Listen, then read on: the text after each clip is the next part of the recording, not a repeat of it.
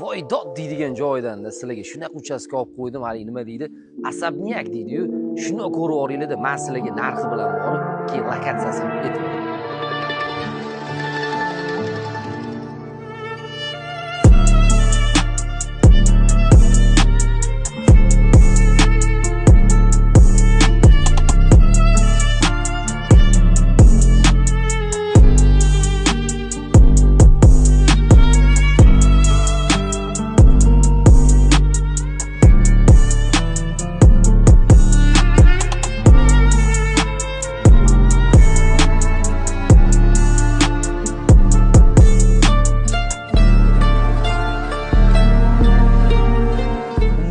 Yer maydoni 16 sotik, to'liq pishgan ishga qurilgan 10 xonadan ko'p.